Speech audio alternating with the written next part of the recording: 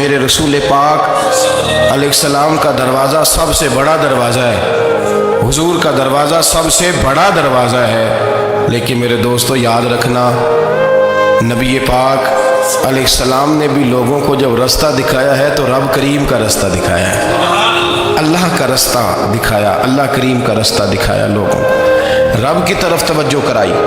میرے رسول کریم سید عالم صلی اللہ تعالیٰ علیہ وسلم نے لوگوں کی اللہ کی جانب توجہ کرائی اور لوگوں سے یہ کہا کہ وہ اپنے رب کریم کی جانب اپنا ذہن رکھیں، اپنی توجہ اپنے اللہ کی جانب مبذول کریں۔ میری بات کو اچھے طریقے سے سمجھیے گا، علم اللہ تبارک و تعالیٰ عطا کرتا ہے تو اسے اللہ کی عطا ہی سمجھنا چاہیے۔ کچھ لوگوں کے پاس علم ہوتا ہے پر علم نافع نہیں ہوتا، وہ ٹامک ٹونجا مارتے رہتے ہیں ساری زندگی۔ علم کو اللہ کی عطا سمجھیں، اپنی عقل پر اپنے شعور پر زیادہ بھروسہ نہ سمجھیں، نظر اللہ پہ رکھیں۔ حضرت مولا علی شیر خدا کرم اللہ تعالی وجہہ الکریم سے کسی نے پوچھا تھا بڑا عالم کون ہوتا ہے؟ ہمارے ہاں تو اب وہ والے عالم پائے جاتے ہیں نا، اللہ ماشاءاللہ، جو ممبر پہ بیٹھتے ہیں تو دعوے دعوے، ممبر پہ بیٹھتے ہیں تو دعوے دعوے، اس طرح کے عالم ہمارے ہاں پائے جاتے ہیں۔ وہ ہر بات میں دعویٰ کرتے ہیں، میں یہ کر دوں گا، میں وہ کر دوں گا۔ یہ مثال علماء کا نہیں۔ حضرت علی المرتضیٰ سے کسی نے پوچھا بڑا عالم کون ہوتا ہے؟ فرمایا بڑا عالم وہ ہوتا ہے کہ جسے مسئلے کا پتہ نہ ہو تو وہ کہہ دے مجھے نہیں پتہ، میں پتہ کر کے بتاؤں گا، غلط بات بیان نہ کرے۔ امام مالک سے کسی نے کوئی مسئلہ پوچھا تو آپ فرمانے لگے مجھے اس سوال کا جواب نہیں آتا۔ ہمارے بزرگ سمجھاتے کیا ہے؟ وہ کہنے لگا آپ اتنے بڑے امام ہیں تو اس سوال کا جواب نہیں آتا۔ فرمانے لگے اگر مجھے ہر سوال کا جواب آتا پھر تو میں خدا ہوتا، مجھے ہر سوال کا جواب نہیں آتا، مجھے تو اتنا آتا ہے جتنا میرے رب نے مجھے عطا کر دیا۔ اپنی نظر اللہ پہ رکھیں، نکل آئیں اس معمے سے باہر کہ میں کوئی بلا ہوں، مجھے بڑا پتہ ہے، میرے پاس 6 ڈگریاں ہیں، مجھے 10 جگہ پہ تدریس کا شغف حاصل ہے، اس سے نکلیں باہر۔ قرآن مجید دیکھیے گا، اللہ تعالیٰ نے ارادہ قدرت فرمایا کہ میں حضرت آدم کو بناؤں گا، پھر بنانے کے بعد فرمایا فرشتوں سجدہ کرو آدم کو، سب نے سجدہ کیا الا ابلیس ابا واستکبر وکان من الکافرین، سب نے سجدہ کیا سوائے ابلیس کے، اس نے انکار بھی کیا، تکبر بھی کیا اور کافروں میں سے ہو گیا۔ تو یہ جب اللہ تعالیٰ نے سجدہ کرایا تو کیسے کرایا؟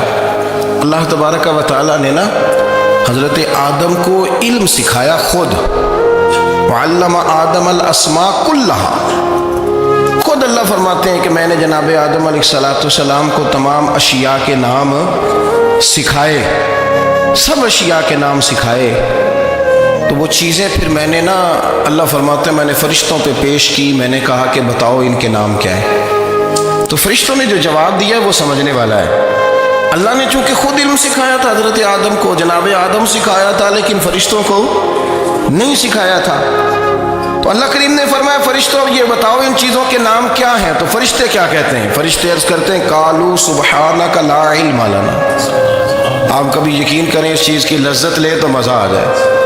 کہا قالوا سبحانک، کہنے لگے تو پاک ہے، قالوا سبحانک، کہنے لگے تو بھئی آدم علیہ السلام کو نام سکھا لیے، پھر فرشتوں کے سامنے وہ چیزیں پیش کر کے کہا ان چیزوں کے نام بتاؤ، تو فرشتے کیا کہتے ہیں؟ کہتے ہیں قالوا سبحانک، تو پاک ہے، لا علم لنا، ہمارے پاس کوئی علم نہیں، الا ما علمتنا، ہمیں تو اتنا پتہ ہے جتنا تو نے ہمیں سکھا دیا، ہمیں تو اتنا پتہ ہے جتنا تو نے ہمیں، لا علم لنا، ہمارے پاس کوئی علم نہیں ہے، اتنا ہی پتہ ہے جتنا تو نے ہمیں سکھا دیا ہے، اس سے زیادہ ہمارے پاس علم۔ اور یہ کیوں تو نے ہمیں جتنا سکھایا اتنا پتہ ہے؟ فرشتے یہ نہیں کہتے یا اللہ تو زیادہ سکھا، آدم کو دیا تو ہمیں بھی دے، یہ نہیں فرمایا، فرمایا انک انت العلیم الحکیم، اے اللہ تو علم والا بھی ہے اور حکمت والا بھی ہے، تجھے پتہ ہے کس کو کتنا دینا ہے، جتنا تو نے مناسب سمجھا جناب آدم کو دیا، اور جتنا تو نے بہتر سمجھا وہ تو نے ہمیں عطا فرمایا۔ تو اگر آپ کے پاس علم ہے، کہیں نالج ہے، اس کو اللہ کی عطا سمجھو۔ ہمارے ہاں بہت سارے لوگ بن کے بیٹھ جاتے ہیں، میں اکثر کہتا ہوں کہ پھر وہ دعوے کرتے ہیں میرے علاقے والے جاہل ہیں، میرے شہر والے جاہل ہیں، میرے خاندان والے پڑھے نہیں۔ یہ آپ کا دعویٰ ہے، یہ آپ کو خراب کر دے گا۔ ہم نے بہت سارے ایسے لوگ دیکھے جو بہت بڑے عالم تھے، لیکن اللہ جب لینے پہ آیا تو عقل ہی لے گیا، شعور ہی چلا گیا، حافظے ختم ہو گئے۔ آپ دیکھتے ہیں بڑھاپے میں کچھ لوگ ایسے ہوتے ہیں کہ جن کو یہ بھی یاد نہیں رہتا کہ میرا نام کیا ہے، میں کہاں ہوں، مجھے کدھر جانا ہے۔ تو اس وقت سے اللہ کی پناہ مانگیں اور اپنی نظر اپنے رب کریم کی جانب رکھیں، اللہ کی جانب اپنی نظر کو مبذول رکھیں۔ دوسری بات، علم کے بعد ایک چیز آتی ہے جس کا نام ہے ہدایت، جس کا نام ہے تقوی، جس کا نام ہے پرہیزگاری، جس کا نام ہے عمل، عبادت، ریاضت۔ یہ بھی اسی وقت ہی نصیب ہوتی ہے جب میرا رب کریم نصیب فرما دیتا ہے۔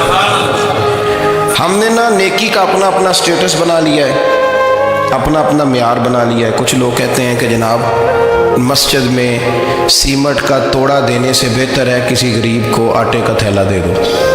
اب اس نے اپنا مزاج بنا لیا نا نیکی کا، اس نے اپنا سٹیٹس بنا لیا۔ میرا یہ سوال ہے کہ نبی پاک صلی اللہ تعالیٰ علیہ وسلم جب مدینہ شریف آئے تھے تو حضور نے سب سے پہلے غریبوں میں آٹا تقسیم کیا تھا کہ سب سے پہلے مسجد بنائی تھی؟ کیا عجیب لوگوں کا رنگ ہے، اپنی مرضی کی ہدایت، اپنی مرضی کا تقوی، اپنی مرضی کا معیار۔ مسجد کوئی بڑا چھوٹا خطیب بھی میری طرح کا ہو نا تو وہ مسجد میں بیٹھ کے جب نبی پاک کی بات کرتا ہے تو کہتا ہے میرے رسول پاک غریبوں کا سہارا بن کے آئے۔ وہ غریبوں کی بات کرتا ہے، مسکینوں کی، لاچاروں کی، کمزوروں کی بات۔ تو مسجد ہی تو وہ ادارہ ہے جہاں سے غریبوں کی بات ہو رہی۔ تو اب لوگوں نے غریب کو اور مسجد کو لڑانا شروع کر دیا، اس کو لڑاؤ کہ مسجد میں پیسے دینے سے بہتر ہے آپ غریب کو آٹے کا تھیلا دے دیں۔ آپ یہ کیوں نہیں کہتے کہ مسجد میں بھی آپ توڑا دیں ایک سیمنٹ کا اور ساتھ غریب کو بھی خدمت کریں؟ یہ کیوں نہیں تقویٰ؟ اپنی اپنی مرضی کا مزاج، اپنی اپنی۔ کچھ لوگ کہتے ہیں چھوڑو جی، ساری زندگی انسان نماز پڑھتا رہے اور پھر گالیاں بھی دیتا رہے، بندہ داڑھی بھی رکھ لے اور جھوٹ بولنا بھی نہ چھوڑے۔ تو یہ آپ نے اپنے پاس سے تقوی کا معیار بنایا ہے۔ گالی دینے کا گناہ ہے اور داڑھی رکھنے کا ثواب ہے۔ تو اگر آپ داڑھی رکھے ہوئے ہیں اور آپ کوئی غلطی کر رہے ہیں تو اس سے آپ کی داڑھی کا ثواب ختم، اللہ کرے آپ کو سمجھ آئے میری بات۔ آپ کوئی غلطی کر رہے ہیں، داڑھی کا ثواب اس سے ختم، وہ اپنی جگہ پہ قائم ہے چیز۔ اپنی مرضی کا کیوں تقوی کا معیار بناتے ہیں؟ تقوی کا مزاج اپنی مرضی کا نہ بناؤ۔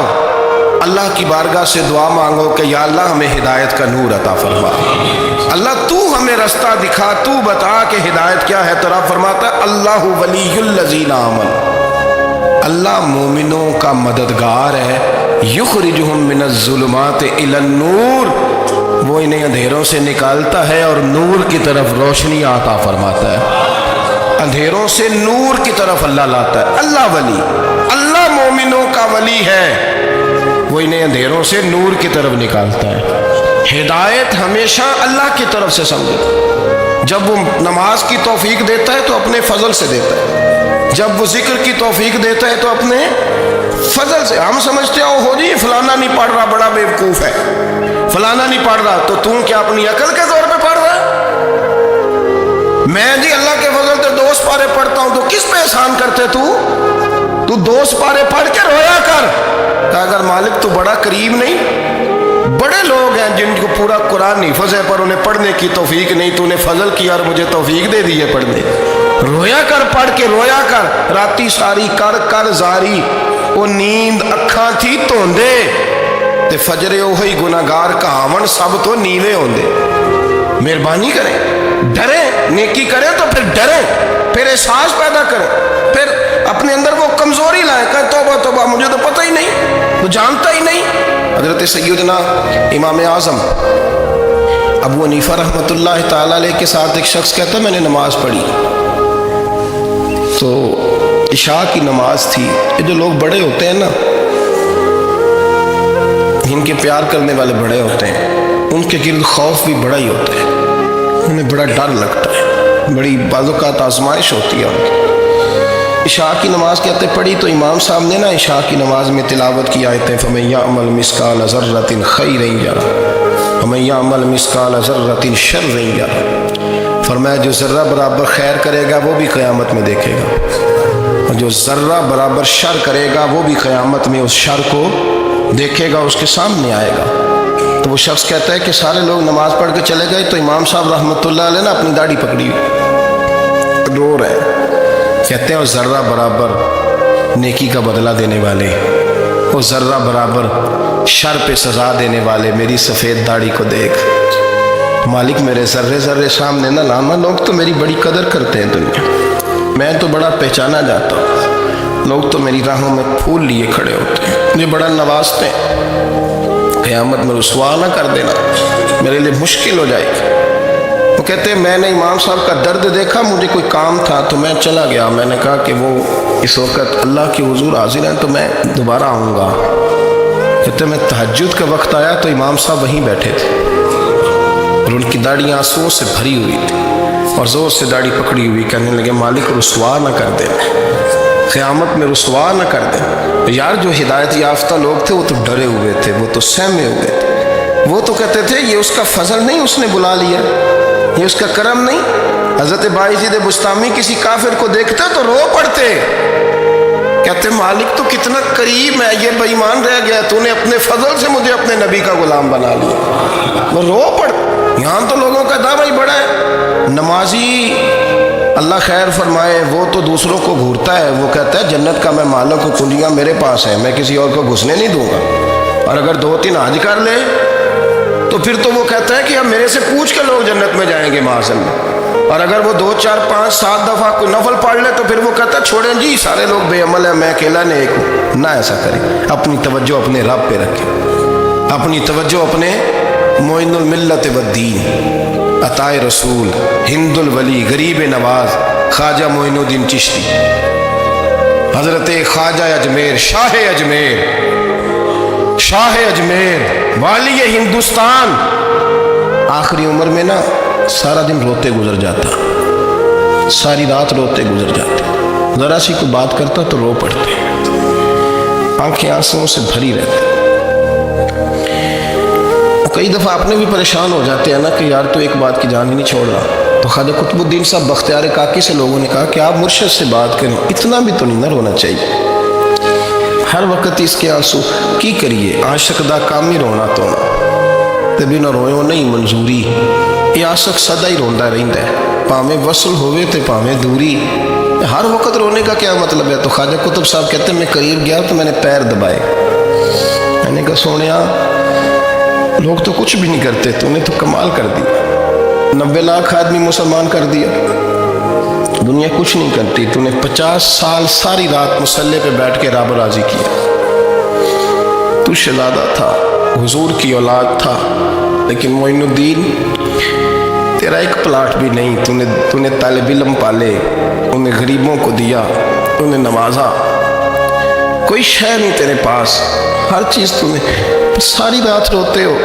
سارا دن روتے ہو۔ تو خواجہ قطب الدین صاحب کہتے ہیں میں نے جب عرض کیا تو خواجہ صاحب مجھے گلے لگا لیا، چیخ مار کے روئے، کہنے لگے قطب الدین پتر داڑھی سفید ہو گئی، جانے کا وقت آ گیا، جو تو نے نیکیاں گنوائی ہیں وہ ہیں صحیح میرے پاس، پر یار کی بارگاہ میں پیش کرنے کے قابل ایک بھی نہیں، ایک بھی نہیں، تو بارگاہ تو دیکھ کتنی بڑی ہے، رسول کریم کی بارگاہ میں پیش کرنے کے قابل ان میں سے ایک بھی نہیں، تو آستانہ دیکھ کتنا بڑا ہے، کیا پیش کروں گا، کیا عرض کروں گا حضور کی بارگاہ میں، کس طرح؟ وہ یار جو بڑے تھے وہ تو ڈرے ہوئے تھے، سہمے ہوئے تھے، وہ تو بڑی آزمائش میں تھے، لیکن میرا اور آپ کا رٹا 2 نمازیں پڑھ کے 6 نمازوں کا دعویٰ کرنا اور لمبی چوڑی کہانیاں بنانا اور اپنے منہ سے اپنی تعریفیں کرنا، اس سے تھوڑا باہر آئیں۔ رزق بھی میرا اللہ ہی دیتا ہے، علم بھی اللہ دیتا ہے، رزق بھی۔ بڑے بڑے فقیروں کو مالدار ہوتے دیکھا،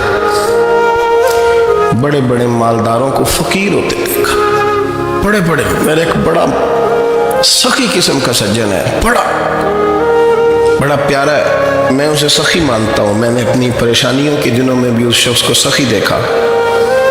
ایک دن رات کو مجھے ٹیلی فون کر کے کہنے لگا کدھر ہو؟ میں نے کہا میں گھر ہوں۔ نہیں اکثر سفر میں ہوتے ہو نا؟ میں نے کہا طبیعت کیسی ہے؟ ٹھیک ہے، بس حال چال پوچھنا تھا۔ میں نے سمجھا، یہ نے کہا یار یہ کوئی مسئلہ ہے، वरना रात के 2 बजे कोई हाल पूछने को फ़ोन तो नहीं ना करता, कोई मतलब ऐसा तो मसला नहीं ना। तो मैंने बैक कॉल की, मैंने कहा यार मेरी बात सुन, मसला क्या? कि नहीं कुछ नहीं दिल कर रहा था। मैं कहा मेरी गल सुन, रहे असी 4-5 साल कट्ठे, मैं तेन जानना, असल बात कर। कहने लगा मकान भी बड़ा है, सारा कुछ ठीक है, पर वो बड़ा ही बेनियाज है। कुछ हालात इस किस्म के आ गए हैं कि लोगों को बताऊं भी तो लोग मानने को तैयार नहीं। ज़्यादा नहीं, मुझे ना थोड़े से पैसों की ज़रूरत है, कोई 15-20 हज़ार अगर मिल जाएं, मेरी ज़रूरत है। आप यकीन करें मैं रोता रहा सारी रात। मैंने कहा मेहरबाना तेरा किस तरह करांगा, इससे लेके ज़माना इस्तेमाल करता था, पर बेपरवाही वेख ना सज्जड़ दी, जिथे किसे दी पेश ना जावे, उन्हें ताजा वाले दर दर रोले ते मंगते तख्त बिठावे। सजना किसी को कारा मिल दई, कोई काबे वो खाली आवे।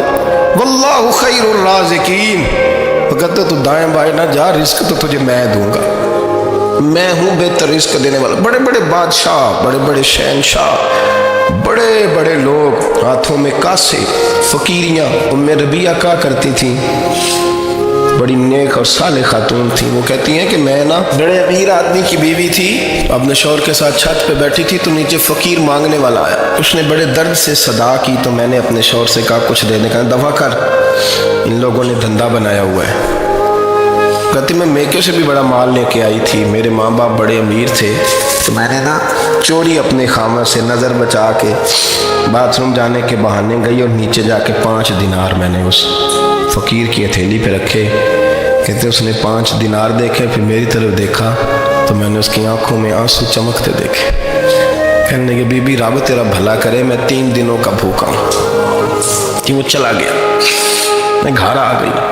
जब बाहर आई तो मेरा शौहर कहने लगा तू इतनी अब इतनी तू तेज़ हो गई है और तू इतनी खुद मुख्तार हो गई है, मेरे बगैर पूछे माल खर्च करेगी, जा तुझे 3 तलाक़ें। कहती मैं बालदार और वज़ादार बाप की बेटी थी, तलाक लेके घर आई तो मेरा बाप टूट गया, चारपाई पे चला गया। ओहो ये क्या बन गया। कहती बड़ी तकलीफ़ रही। 1-2 साल के बाद मेरे अब्बा ने मेरी शादी कर दी। अब जिस शौहर के पास गई वो बड़ा नेक था, परहेजगार था, अल्लाह ने बेहतरीन सिला दिया। कहती छत पे बैठी थी, दरवाजे पे फ़कीर आया, तो मैंने शौहर से कहा कुछ दे दूँ। कहने लगा 5 ना देना, 15 देना, 20 देना, मैं फ़कीर हूँ, मैंने फ़क्र से दौलत देखी है, इसे खाली ना लौटाना। कहती है कि मैं नीचे गई और जब मैंने उसकी तरफ दिनार बढ़ाए तो मेरी चीख निकली, पैसे फेंक के मैं बेहोश होके गिरी। मेरे शौहर ने आके उठाया, अंदर ले गया, पानी मुंह पे छिड़का। कहने लगा तुझे क्या हुआ? कहने लगी ये जो मांगने आया ये मेरा पहला शौहर था, वही था जो कहता था कि तू 5 दिनार दे आइए, जा तुझे 3 तलाक़ें। पढ़ो ना हदीस पाक, मेरे नबी पाक अलैहिस्सलाम ने फरमाया एक बंदा गंजा था। गंजा कोई तरतीब आगे पीछे हो जाए तो मफ़हूम के लिहाज से, लेकिन मैं मफ़हूम उसका वाज़े करता हूँ। एक गंजा था, कोई शय नहीं थी, सर पे बाल भी नहीं थे, रोया करता था। अल्लाह ताला ने फरिश्ते को भेजा, तुझे क्या चाहिए? तो कहने लगा बाल आ जाए और थोड़ा माल आ जाए। फरिश्ते ने हाथ फेरा तो बाल भी आ गए, तो बकरियां भी आ गईं, लाइनें लग गईं, माल ही माल हो गई। दूसरे के पास गया, वो कोड़ा था, उसको जाके कहा क्या चाहिए? कहने लगा शिफा हो जाए और कुछ अल्लाह ताला आसानी कर दे। शिफा भी हो गई, गायें भी दे दी, भैंसें भी दे दी, माल ही माल हो गई। फिर एक के पास गया, वो अंधा था, तुझे क्या चाहिए? उसने कहा आँखें मिलने और कुछ साथ अल्लाह माल दे दे। ऊँट ही ऊँट हो गए। जब बड़ा नवाज दिया तो फिर मालिक ने इम्तिहान लेने का इरादा किया। यारी तेरी सोना है पर आजमाइशां भी तेरियां अग, आजमाइशां तेरियां, सही कह रहा हूँ, आजमाइशां तेरियां, यारी तेरी सोना है पर आजमाइशां तेरियां, ये सोना परखिया जामदा ही पहलो ना लगा दे लग। अल्लाह ने फरमाया आजमाइश करो। सबसे पहले गंजे के पास आए, उसे कहा अल्लाह के रास्ते में कुछ देखा नहीं लगा, मेरे खर्चे ही बड़े, देखो तो सही कितनी मुश्किल में वक्त गुजारता हूँ, हाल ही कोई नहीं। तो उसने कहा मैंने तो सुना है तू गंजा और भूखा नंगा था। कहने लगा मैं तो जल्दी पुश्ती रही से आज़म हूँ, तुझे किस पागल ने कहा है भाग जा? उसने कहा अच्छा जैसे तू था वैसे ही हो जाए। खेत खलियान उजड़ गए, फिर से गंजा हो गया। हुजूर अलैहिस्सलाम फरमाने लगे, फिर वो उसके पास गया जो कोड़ा था, اسے کہا کچھ دے، کہنے لگا خرچے ہی بڑے، اب پوچھ لیں کسی امیر آدمی سے، کہے گا چکی کے نیچے ہاتھ ہے میرا، میرے سے زیادہ تو پریشان بندہ ہی کوئی نہیں، کیا بتاؤں آپ کو، اتنا ٹیکس ہے، اتنا جرمانہ ہے، فلانی شے، بڑا کچھ گنواتے ہیں لوگ۔ اس نے کہا میں نے تو سنا تو پہلے کوڑا تھا۔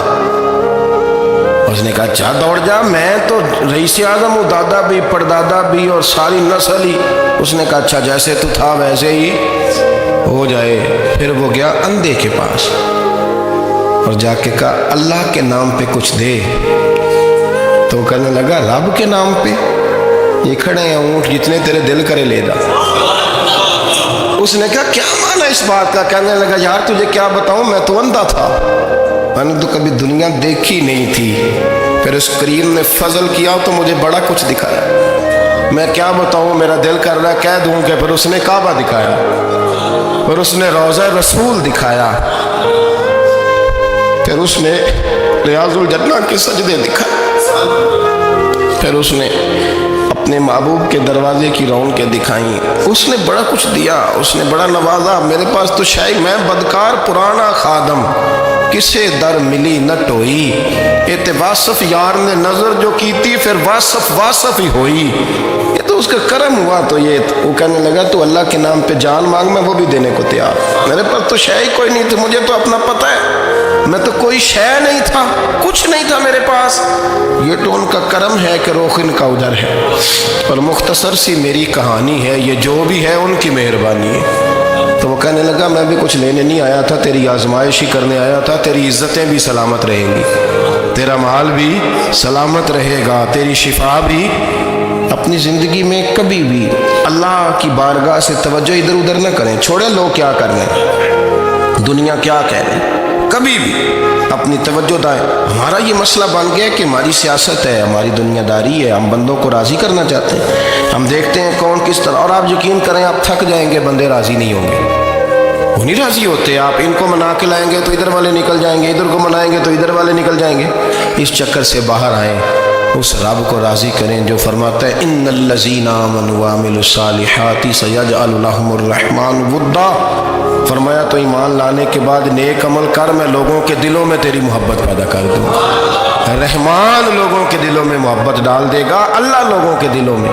اپنی نظر ہمیشہ اپنے رب پہ رکھیں، اتنی لمبی چوڑی دنیا داروں سے امیدیں نہ وابستہ کریں۔ میں نے دیکھا ہے لوگ کاسا لیسی کرتے ہیں، کبھی اس کے دروازے پہ کبھی اس کے دروازے پہ، ان چکروں سے باہر آئیں اور اپنے رب کی بارگاہ کی طرف توجہ کریں، استغفار شوق سے پڑھا کریں، اور اکیلے میں نہ، اکیلے میں حضرت رئیس المتکلمین مولانا نقی علی خان صاحب رحمۃ اللہ نے لکھا ہے کہ فرعون 500 سال حکومت کر گیا، یہاں تو 5 سال کی حکومت کی پیر لڑکھڑاتے ہیں، 500 سال۔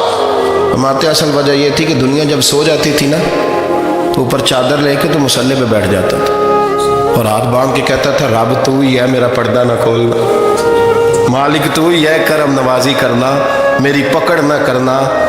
وہ بے ایمان ہو کے اگر 500 سال ہاتھ باندھے تو گزارا کر لیتا ہے، تو ایماندار ہے۔ پر مسئلہ یہ ہے کہ تو رات کو بکل مار کے ہاتھ نہیں نہ باندھتا، تو منت نہیں کرتا، تو استغفار نہیں کرتا۔ توبہ کریں تو بچے رہیں۔ وہ اتنی لمبی حکومت کر گیا چونکہ رات کو کہتا تھا مالک رب تو ہی ہے، لیکن مہربانی فرما، میری پکڑ نہ فرمایا تو اللہ نے تو اس کو مہلت دے دی۔